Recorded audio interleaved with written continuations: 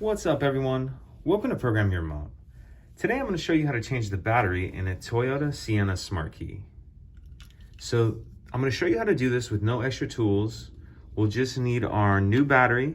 It takes a CR2032 battery, CR2032. And let's get started. So the first thing we need to do is remove the emergency key from the bottom of the Smart Key. So if we look on the side here, there'll be this button that says push. If you push that, that'll allow the key to slide out. And if you notice on this key, it's got a little bit of a lip on it.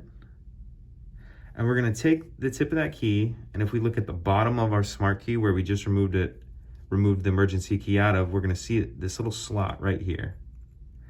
So we're gonna take our key, push it, and make sure it's all the way in that slot, and then we're just gonna twist it like we're unlocking a door. So twist, and that'll pop that apart. And set the back to the side. And now we can see our battery right here. So, actually I'll pull this out. So if we pull the board out, I'm gonna take the key and just get under the edge with it, like that. Take our new battery, and you wanna make sure that you install that with the plus side up. Plus side up. Snap that into place. Position your board back down in there.